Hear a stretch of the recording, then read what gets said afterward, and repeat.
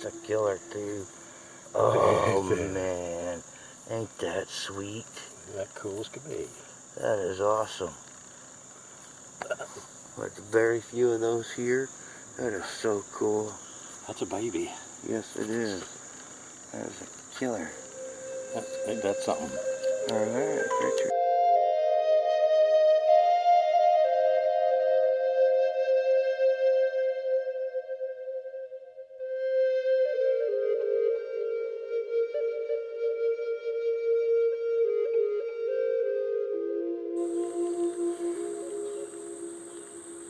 Moving a little bit of wall this morning.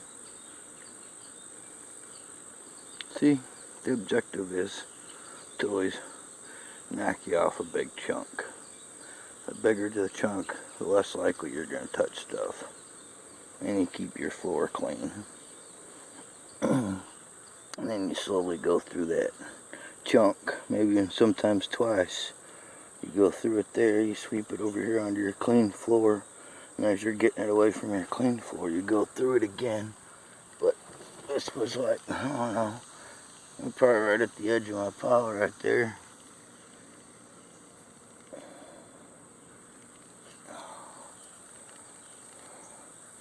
Look at that. After a hook, finding that one 2 days ago,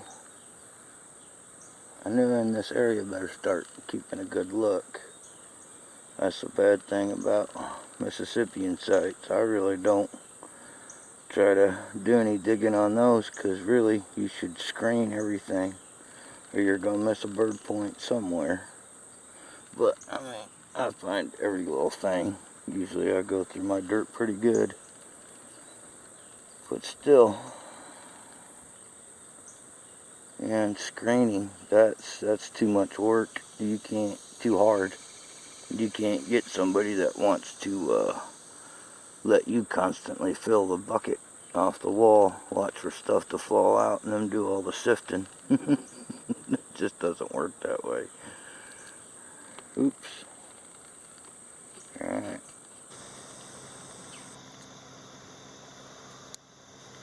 Oh my goodness. Oh my goodness. Would you look at that, Brooksy? Oh my. How about that? Oh my. How about that? Can I see that, please? Oh my. That ain't no woodland point. That ain't a woodland. That's in the clay. Been broke after broke. And finally, nice looking preform pops out in a bag. Oh, I'll get it later. Watch it later then. That's a nice one. Yeah. That'll be a nice one. And it's down here in this tan clay stuff. Good job, Brooksy. I wish you'd quit breaking them out. Finally something with a tip. Boy. Shoulders That's are gone. as cool as could be, though. Yeah, it's a nice, thin, well-made point. Look at the... Great, big, wide, huge face. Like you said, like a Snyder's or something. That's awesome. Thank you, Good Spirit. Oh, it's hot out here. Hot, hot, hot. It's like 100 degrees. I'm trying to hide at the corner here. I got a few things spread out here. I found them, but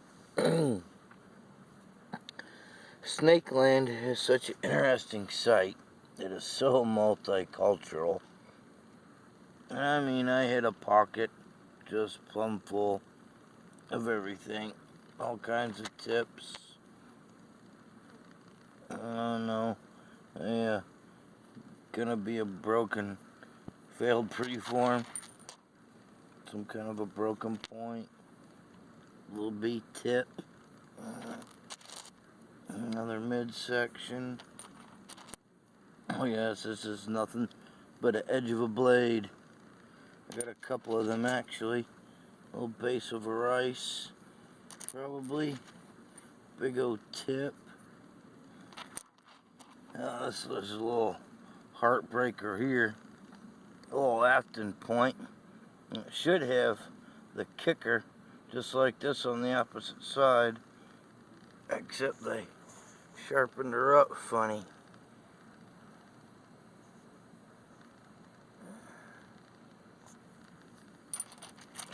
See, here's another piece of rice. Up.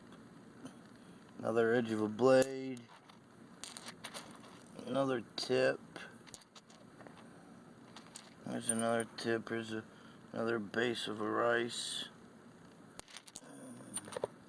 There's so much there. Here's a heartbreaker right here now. But that has a serious impact brake shear running down the side of it. I know to call it a King's or a little Apple Creek, but boy, it is a phenomenal little point. That's some awesome flaking. Awesome material. Sorry about the macro not working. I don't know why it's doing that.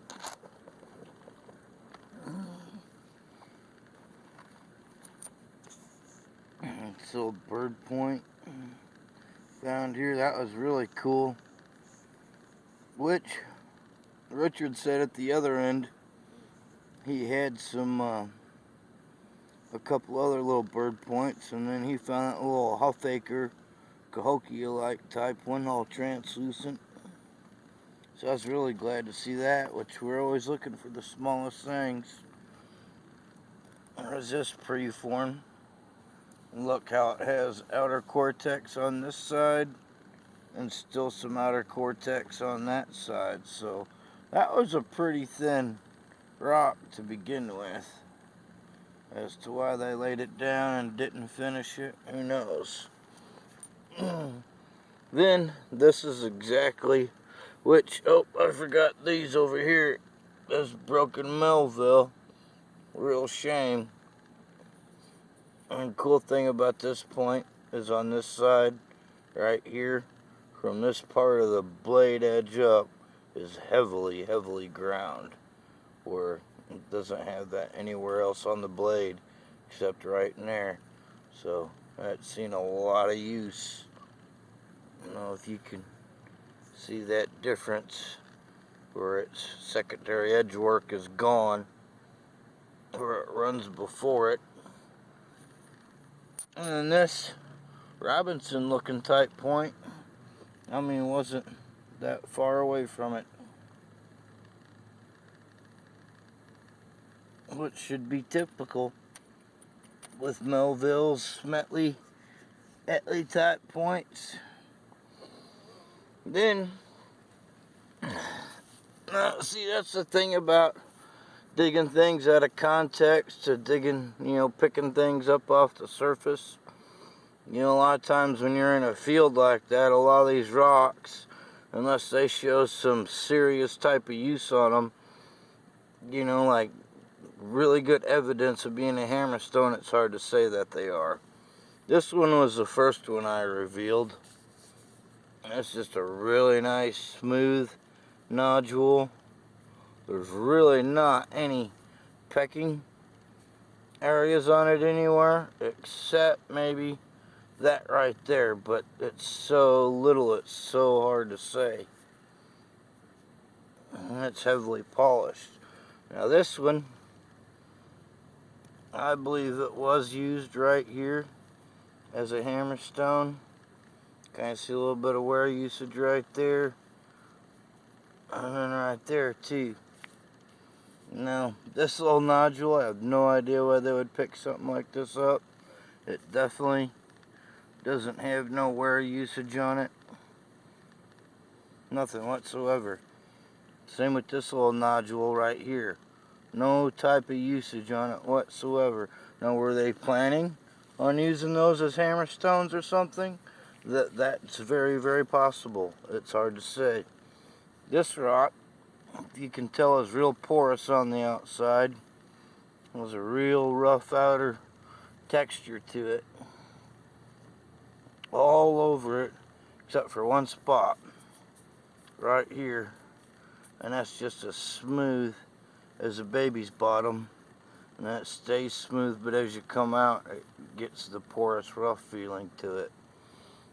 And it's really hard to say with it being so porous. I mean, right in there looks like a little shaped edge, but yet again, no serious usage. I should have brought one of my other hammerstones outside to show.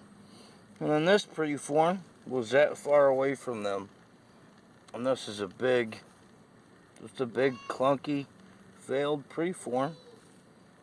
And when I came across this broken Dixon, and then right next to it was this broken Dixon, which is a shame. That'd have been a nice Dixon. That big impact looking break coming down it. Then there was this. And right here. I had this broken, failed pink preform. Thought of some kind of Burlington. Then there's this broken Dixon type looking point over there, which is oolitic. A lot of people mistake some of our oolitic for being sugar quartz. It's got the sparkle, but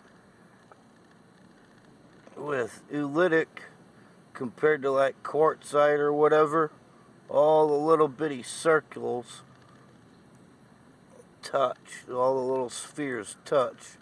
Where quartzite, its little spheres are actually inside of a matrix, even if the circles are close.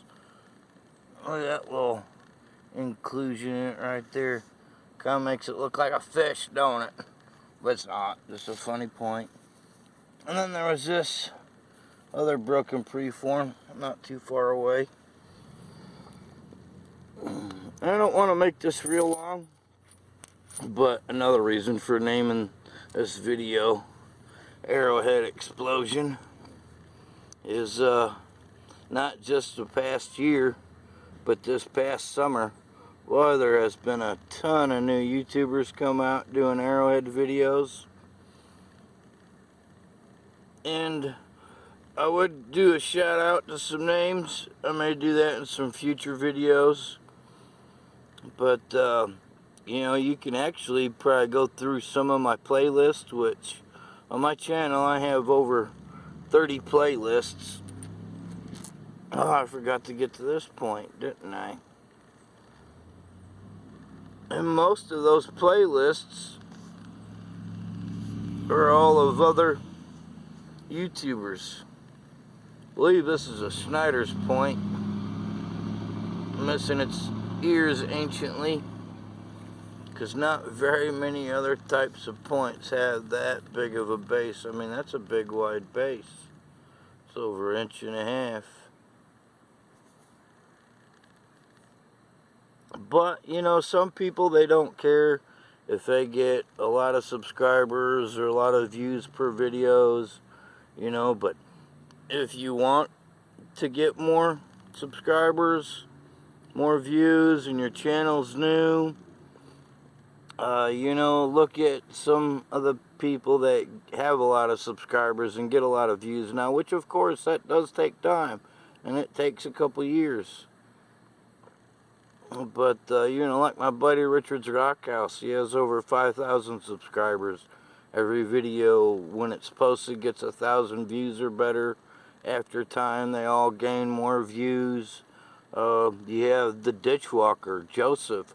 His videos get more views than any other Arrowhead video ever has on YouTube. You have Heartbreak Relics. Those guys get a lot of views, have a lot of subscribers. You know, Specs World and Creek Dalton. Those are two actual, you know, long-time YouTubers like myself that I actually took a little bit of inspiration from them guys to do my videos differently and make them better from what I thought they used to be. You know, it's just like when I watch a lot of my older videos and someone comments on them from 2010 to 2014, I'm like, man, those videos are terrible. Why would anybody even watch those? But, you know, it's always going to be to each their own. You know, but I'm just saying, you know, you got guys like Mud Stompers. You know, they haven't been around for a long time, but they've got a lot of subscribers and their videos get a lot of views. You know, I had someone ask me here a couple of times this past year as to how they could make their videos better to get more views, and you know, I told them what I thought, and they kind of got like all hurt and bent out of shape about it. And so I just thought, well, I'm not going to do that anymore. You know, but like I said, if you go to my channel and pull up my created playlist page, there's over 30 playlists.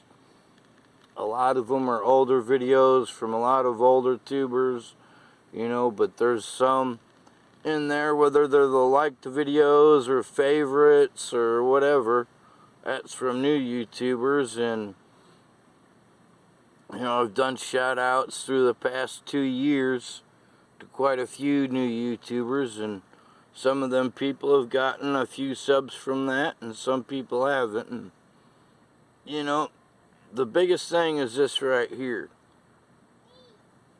good camera visual on your artifact. You know, it's definitely always to do with respect for the artifact you're finding, but it's also so your viewers can get a good, clean look at what's going on, because you can't tell a lot about a point when it's way out here, you know. But like I said, it's always to each their own, and how everybody wants to do things.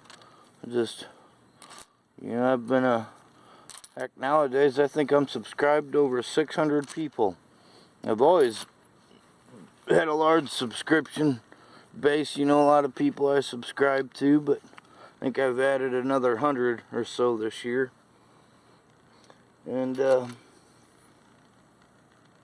you know, I mean, that's the basics of it.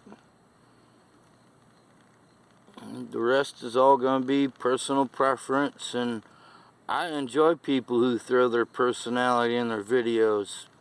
You know, it lets us know a little something about you. I mean, we're either going to be acquaintances or we're going to be friends. And some people are going to hate you. It doesn't matter.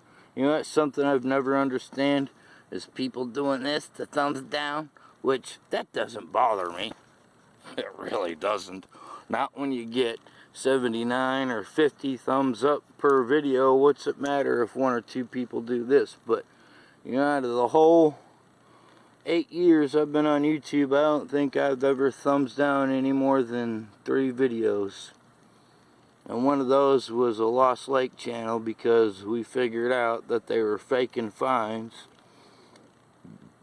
And you know, that's the thing too. Some people call us souvenir hunters and treasure hunters and robbers and yada yada yada. And that's not how it is for most hunters. Most of us all have a deep passion and obsession. As someone asked on my last video, is it a passion or is it an obsession? Well, it's actually a little bit of both, you know. But you have to let your passion and obsessions guide you in a good manner. So, I'll quit yakking your ear off and we'll get off here, and hope everybody has a good week and a great weekend. We are hoping it cools off here soon. I'm tired of summer. And I'm tired of it. Boy, I sure was happy to see that little guy pop out. Indeed I was. Alright, I've done bored you to death. Thanks for always watching, and if you get out to hunt, may you find a stellar point in your path.